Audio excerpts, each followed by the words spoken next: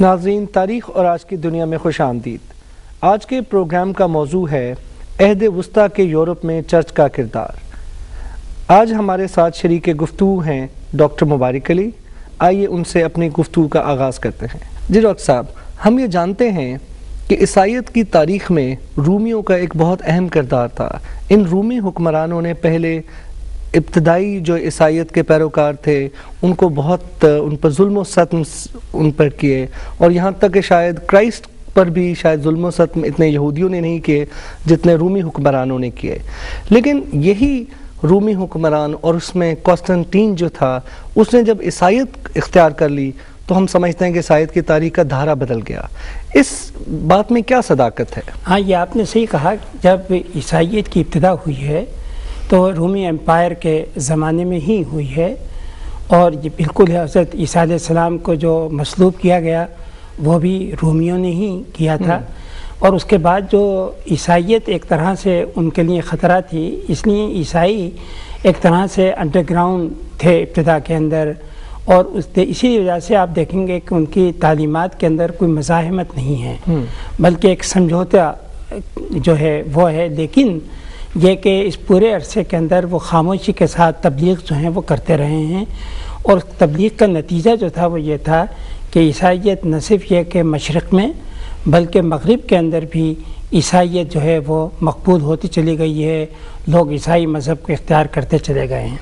اب کہا یہ جاتا ہے کہ قسطنطین جو رومی ایمپرر تھا، اور جس نے روم کے بجائے اپنا کیپٹل قسطنطین نوپل کو بنایا تھا اور شفٹ کیا تھا، تو 312 میں وہ عیسائی ہوا۔ اور عیسائی ہونے کی وجہ جو ہے وہ یہ ہے کہ ایک جنگ سے پہلے کہتے ہیں کہ اس کو ویژن میں یا خواب کے اندر یعنی اس کو نظر آیا کہ صلیب جو ہے وہ اس کے سامنے آئی ہے اور اس کو فتح کی بشارت دے رہی ہے۔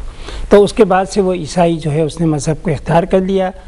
کہتے یہ ہیں کہ ایک وجہ یہ بھی تھی کہ اس کی فوج میں اب اکثریت جو ہے جو فوجیوں کی تھی وہ عیسائی تھے، لہٰذا ایک طرح سے اس کا سیاسی مقصد بھی تھا عیسائیت کو اختیار کرنا، تاکہ ان سپاہیوں کی ہمدردی اور ان کی وفاداری کو بھی حاصل کر سکے۔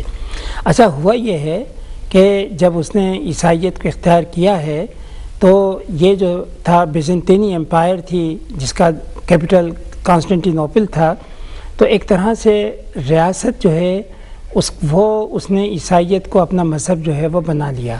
تو نتیجہ اس کا یہ تھا کہ اس نے ایک طرح سے مذہب کو سیاسی طور کے اوپر قسطنطین نوپل نے بھی، قسطنطین نے بھی، اور قسطنطین کے بعد اس کے آنے والے جانشین جو تھے انہوں نے بھی اپنے مقصد کے لیے اس کو استعمال کیا۔ تو جو ہم کہتے ہیں نا کہ ریاست اور مذہب جب آپس میں مل جاتے ہیں تو پھر ریاست اگر طاقتور ہوتی ہے تو وہ مذہب کو اپنے مفادات کے لیے استعمال کرتی ہے۔ یہ ہمیں مطلب کہ دیکھتے ہیں کہ بیزنطینی امپائر کے اندر عیسائیت کو ریاست نے اپنے مقاصد کے لیے استعمال کیا۔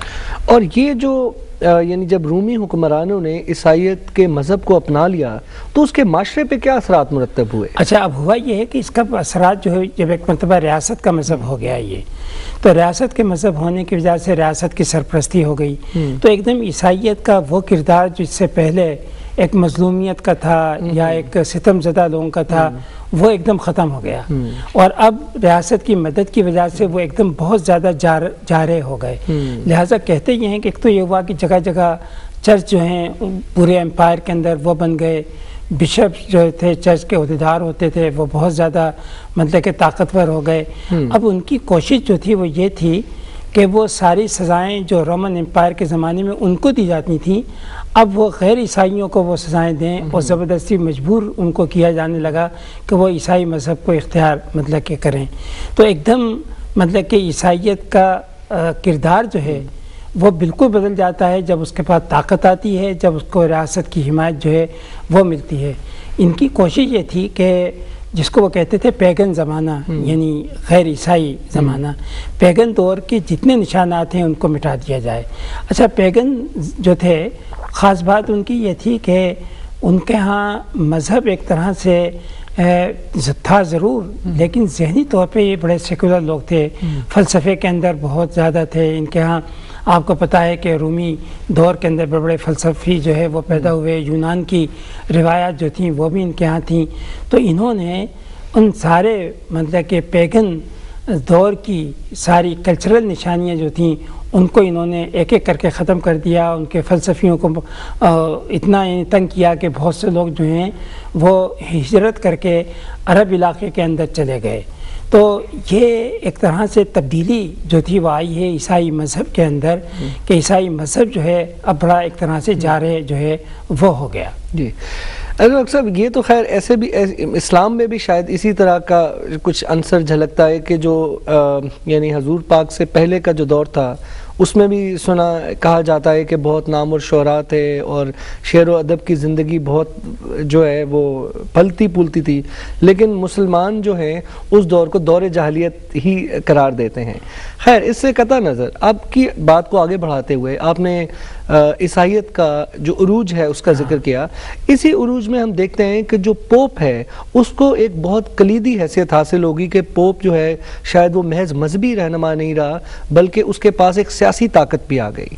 یہ اب ہوا یہ کہ کانسٹنٹائن نے جب کانسٹنٹینوپل کو اپنا کیپٹل بنایا تو روم جو اس سے پہلے رومن امپائر کا کیپٹل تھا اس کو اس نے چھوڑ دیا.